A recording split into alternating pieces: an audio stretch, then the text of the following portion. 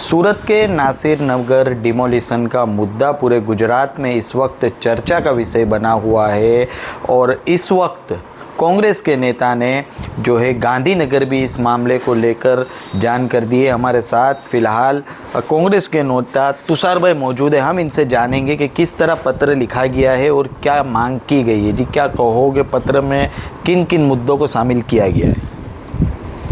जिस प्रकार से नासिर नगर में सूरत कॉरपोरेशन द्वारा 100 से भी अधिक परिवार को बेघर किया गया है, आज उनको कहाँ रहना, कहाँ सोना, क्या खाना, ये भी उनके लिए समस्या हो गई है। और जो घटना सामने आई है उसमें महानगर पालिका भी जिम्मेदारी लेने से मना कर रही है कि हमने ऐसा कोई डिमोलिशन किया नहीं है। पुलिस भी यही जवाब दे रही है कि हमने ऐसा कोई बंदोबस्त उनको दिया नहीं था। तो ये काम पहले किसने किया, ये सबसे बड़ा अहम सवाल अभी ये है कि तो ये गिराया किसने। दूसरी बात ये है कि सुप्रीम कोर्ट की गाइडलाइन जो दी गई है पूरे देश के लिए दी गई है, तो ऐसी आपने कोई नोटिस इन रईसों को दी थी या नहीं, और नोटिस देने के बाद उनको कुछ समय की अवधि दी थी या नहीं, तो ऐसे भी कोई उनके पास जवाब उनके है नहीं। और जो वैकल्पिक व्यवस्था होनी चाहिए कि भाई आप किसी को बेघर कर रहे हो तो उसको जब तक उसका घर का ठिकाना ना पड़े तब तक उसको रहने की व्यवस्था, उसका सोने की व्यवस्था, उसकी खाने की व्यवस्था महानगर पालिका की जिम्मेदारी बनती है। तो ऐसी कोई व्यवस्था आपने की है या नहीं, वह मैंने मुख्यमंत्री से जानना मैंने लिखा है।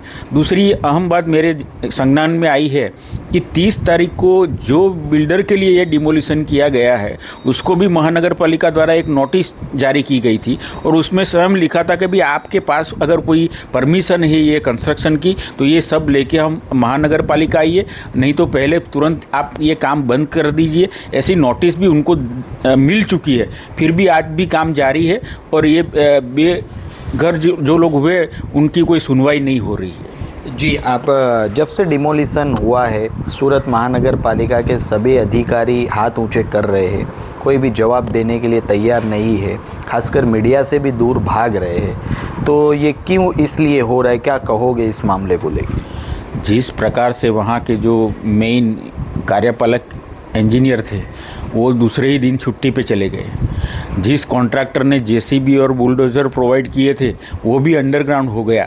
तो इससे स्पष्ट हो जाता है कि आपने बिल्डर के साथ मिलके उसको फ़ायदा कराने के लिए ही ये डिमोलिशन किया है और गैर कानूनी डिमोलिशन किया है, नकली डिमोलिशन किया है। इसलिए आप पत्रकार और प्रजा को जवाब देने से भाग रहे हैं। जी, खासकर बारिश का मौसम आ रहा है और जहाँ डिमोलिशन हुआ है वहाँ काफ़ी सारे छोटे बच्चे भी हैं, स्कूलें भी चालू हो गई है, तो किस हालत में अभी फ़िलहाल वो रह रहे हैं? हमारी पहली मांग यही रहेगी कि पहले तो उनके लिए कुछ न कुछ व्यवस्था की जाए कि जहाँ वो रह सके, अपने बच्चे को पढ़ा सके, उनको 2 वक्त का खाना मिले और आने वाले दिनों में महानगर पालिका द्वारा उनको आवास का भी आवंटन हो, ऐसी हमारी मांग है। अच्छा, और किस तरह आगे कांग्रेस इनके साथ खड़ी रहेगी और क्या किस तरह लड़त चालू रखेगी? हमने अभी मुख्यमंत्री को पत्र लिखा है, उसमें हमको उचित जवाब अगर नहीं मिलेगा तो आने वाले दिनों में विधानसभा तक हम ये लड़ाई लेके जाएंगे और हमारा कांग्रेस का प्रतिनिधिमंडल मुख्यमंत्री और मंत्री श्री को भी इसके बारे में मिलेगा और उच्च स्तरीय जांच की भी हम मांग करेंगे।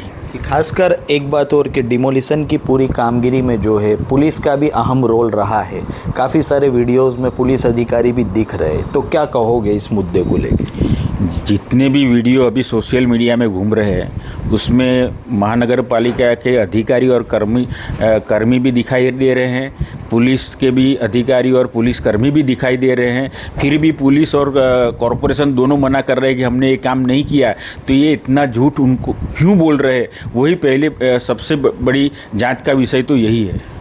जी, तो इस तरह फ़िलहाल हमने देखा कि कांग्रेस के तुषार भाई चौधरी ने मुख्यमंत्री को जो है एक पत्र लिखा है और उसमें पारदर्शिता से इसकी तपास करने की जो है मांग की है और आने वाले दिनों में कांग्रेस नासिर नगर के लोगों के साथ इसी तरह लड़त में जो है वो खड़ी रहेगी। और अगर मुख्यमंत्री में पत्र में इनको कोई संतोषकारक जवाब नहीं मिलता है तो ये लड़ाई को और भी तेज किया जाएगा, इस तरह की फिलहाल बात कही जा रही है। कैमरा पर्सन के साथ परवेज कुरैशी, JK 24/7 न्यूज़ सूरत।